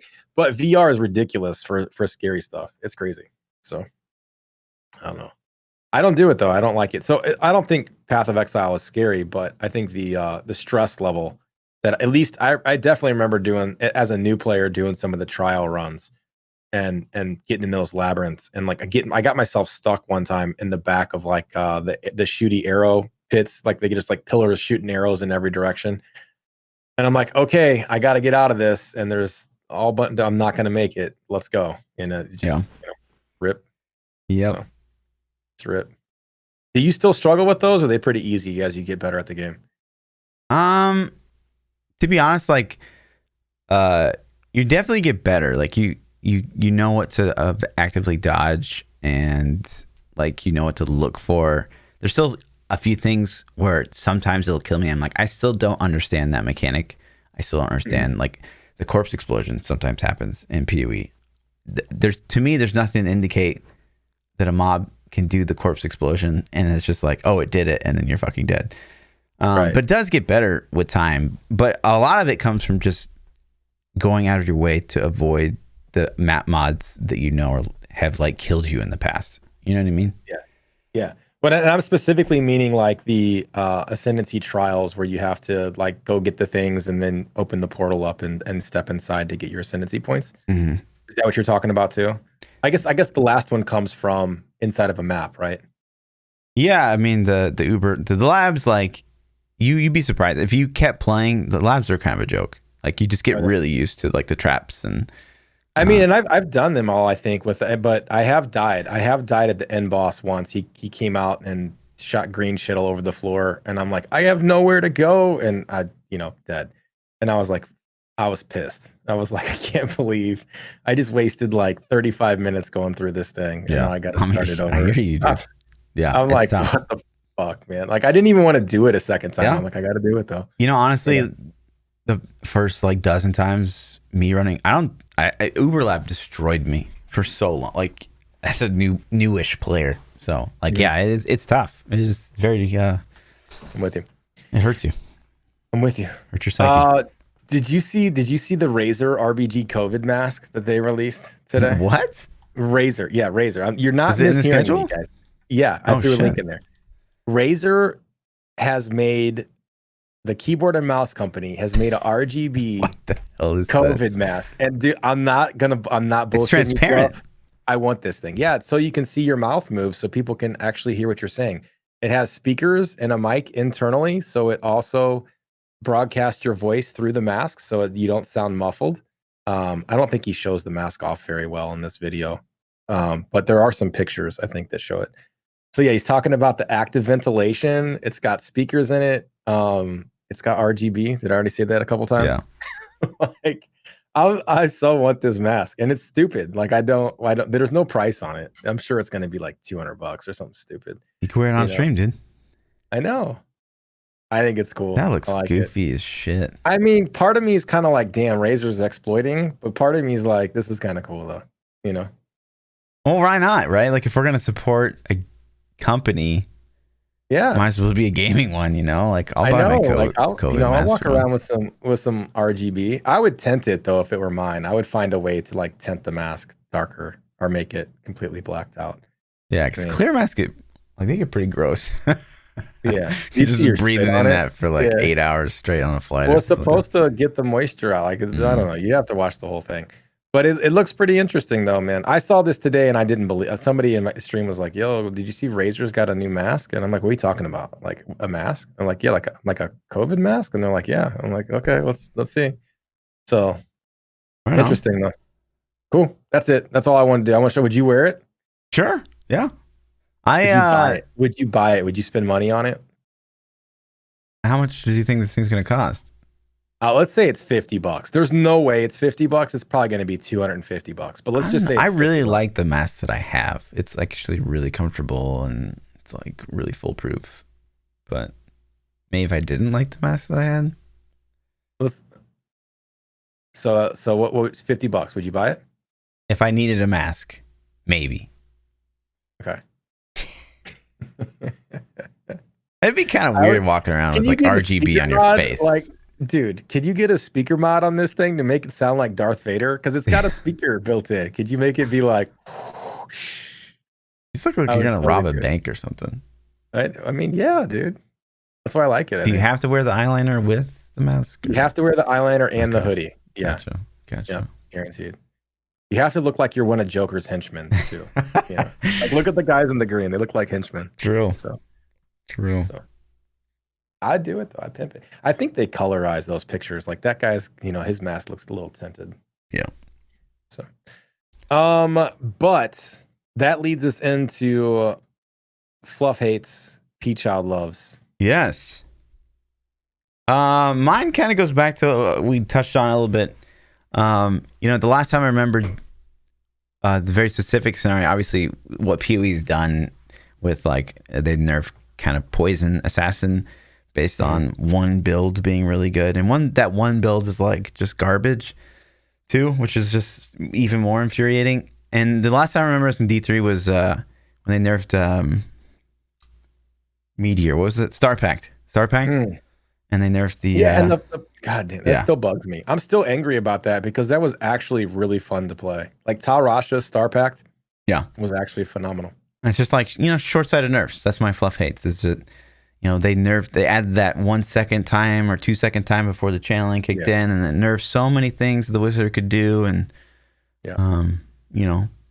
just because one thing is abusing, I really dislike that. I'm with you. I agree. It's a bad scenario to be in. Hopefully someday they'll revert those things in D3. For me, my PChild loves, this is a new TV show that I started watching recently. So I started checking out Titans. If you guys haven't heard of Titans, it's on HBO Max. I don't know. I think HBO produces it. I'm assuming they produce it.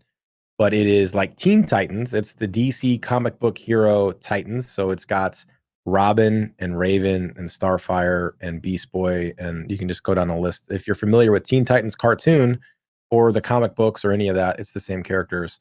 But this is more of a standalone adult version. Like these guys aren't kids. They're like young adults, and they're kind of an origin story and like how they meet. And it's just like an alternate version of this, like a live action thing.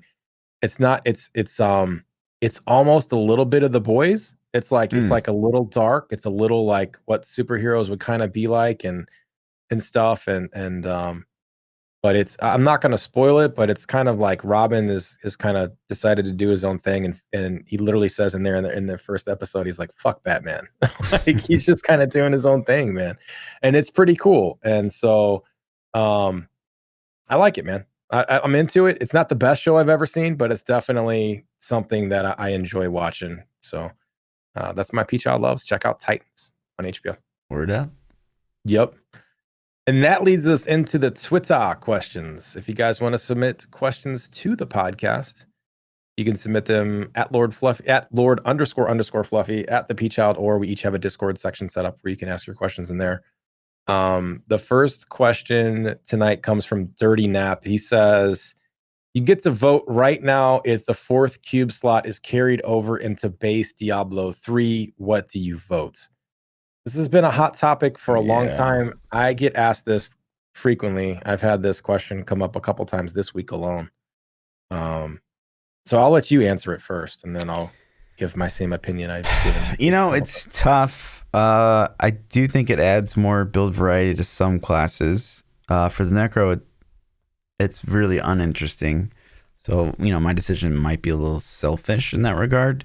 But I guess, for the greater good, I would say, sure. But it just becomes that extra layer of, obviously D3 they're not the best at balancing the game as it is. And now you're kind of convoluting that even further. I guess, sure. So why not? You got to vote. You got a vote card. Your ballot. What are you doing? Yes? You're voting yes? Can I ask my community for No, you got to vote right now. That's the question. Yes, you got a ballot. I'll say yes. Or no? Sure. Yes? Okay. More thanks. So my answer is no. And the reasoning is I think it's fun and I think it's been a pretty good seasonal theme. But kind of what you hinted at already is that Diablo has a major power creep issue. And power creep is gone from like, oh, we went up a greater rift level or two in a season to, oh, we shot up 30 greater rift levels in a season. True.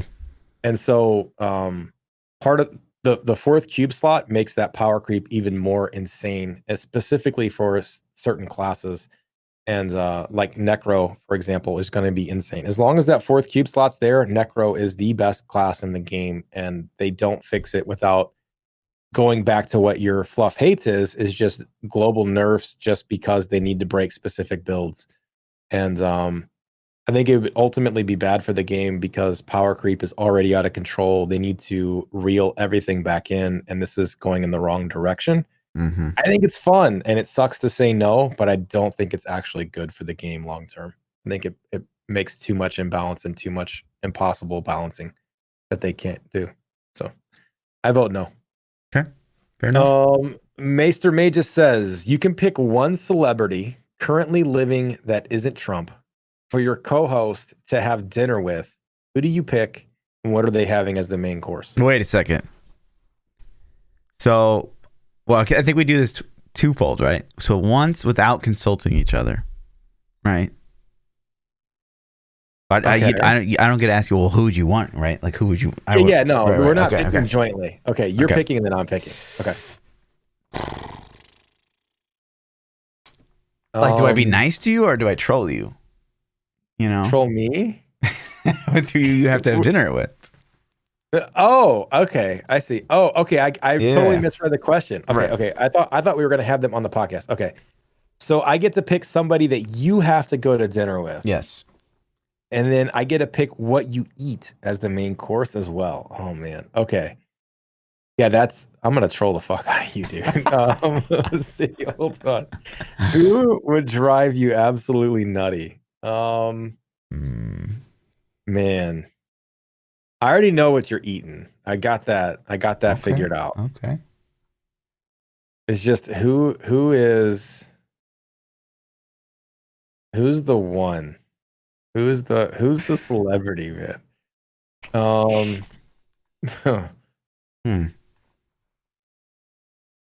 I'm trying to actively think of somebody that I should probably pick somebody I would really like because probably guaranteed you would hate them. Probably true.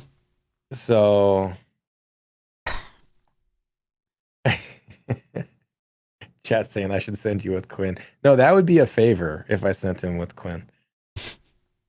I've already had dinner with Quinn. It's not that big of a deal. Romantic. Do you have one? You go real quick while I'm thinking about a celebrity that I really think you'll dislike. God, I'm trying to think of like all the people we're so cringe over in our private conversations. Yeah, I'm trying. I'm doing the same. Oh, okay. All right. I'm gonna make you go to dinner with Starlight from The Boys. Okay, and this is why, because she's got the lisp now because she got the surgery on her lips, right? And so you're gonna hear her talking about the lisp the whole time.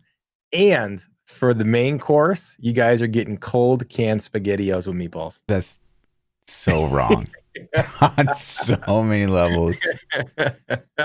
You're listening to Lisp Girl and eating SpaghettiOs. Fucked. And you have to eat it. You have to eat the main course. SpaghettiOs. Right?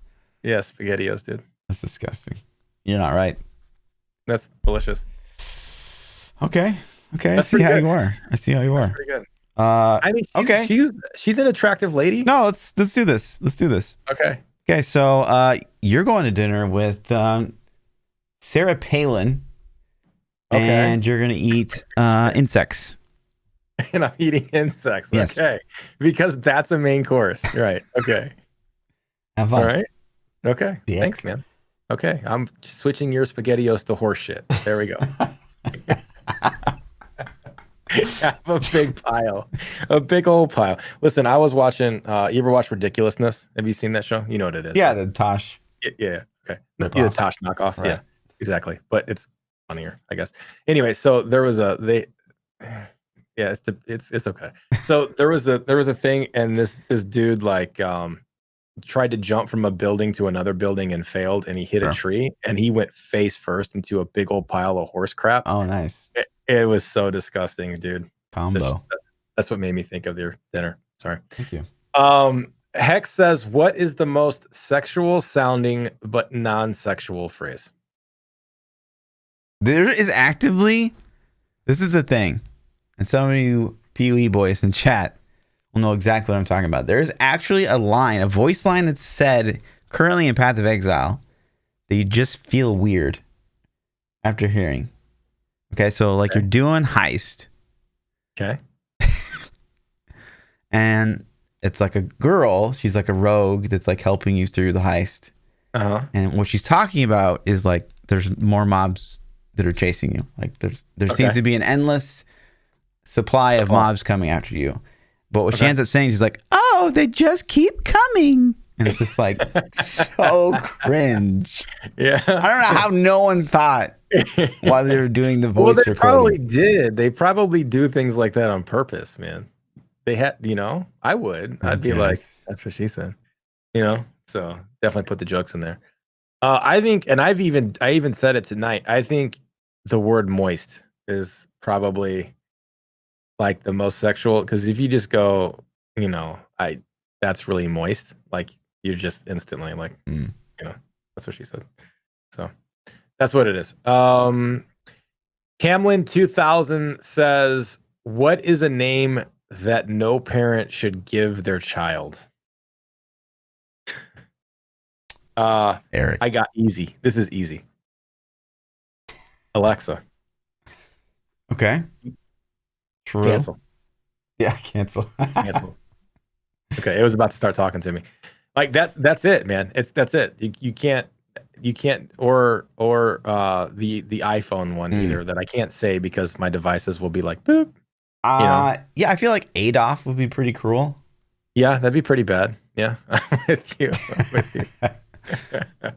Yeah, that's yeah. Or if your last name's Dover and naming your son Ben, would it be an awful thing to do? That's pretty cruel. That's. I actually went to. What was the serial killer guy? The Seinfeld did an episode where Elaine was dating the serial killer dude. Maybe. Oh God, what was his name? It was like a kind of common name, but it. Like when you hear it, you're like, oh yeah, that's the serial killer guy. Charles Manson. And maybe. So Elaine started dating him on Seinfeld, and I was just like, that was pretty funny.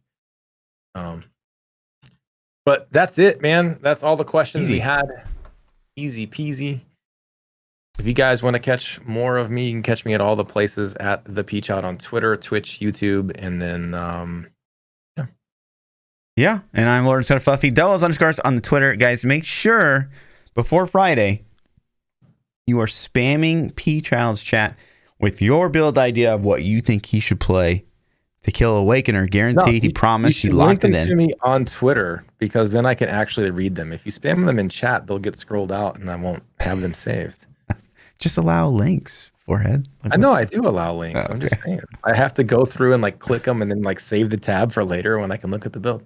Yeah, just do that. Now, I personally will be cosplaying this Friday. Oh, really? Yes. Really? Sexy nun. Did I just link it again? Streaming. Dang it. Yeah. You're cosplaying Quinn? I can't make myself into a hobbit. I'm too large. So what are you cosplaying? You'll just have to see. You'll just have to see. All right. Sounds good. Yeah. I will probably be in like Act 3 by the end of Friday night. It's going to be fantastic. Woo, you'll be out. You'll be on the beach still. You know what sucks, man, is they always drop the start of the league at 3 p.m. Where I live, it's 3 p.m. It's 1, actually. Oh, is it 1? Yeah. Well, shit, so I don't even know. So I thought it was 3. And like that's just I can't stream then. Like I have my kids and the stuff are still, I'm doing school stuff and just like I wish they'd drop it. Like Diablo's perfect. 7 Oh p.m. yeah, Diablo's perfect. Pristine. I agree, but they got I think they have a lot more EU players than I'm sure. Yeah. Yeah. So makes sense. Yeah, I had to cut out work a little bit early on Friday, so yep, not ideal. Yep. All right, guys, we will catch you next week for episode 130. Where Fluff will have already killed. He's guaranteeing it right now, or he's gifting 5 subs to me that he's going to kill the new boss before next podcast. Maven before next podcast. SSF, before by the way. Yeah, no problem. You got it. Sure. Promise was made here. You heard it. Yeah, and you're gonna kill Awakener or someday. Yeah, 500 gifted subs. 500. If I don't kill Awakener by 2031, 500 gifted subs deal. Yeah. All right. Peace out.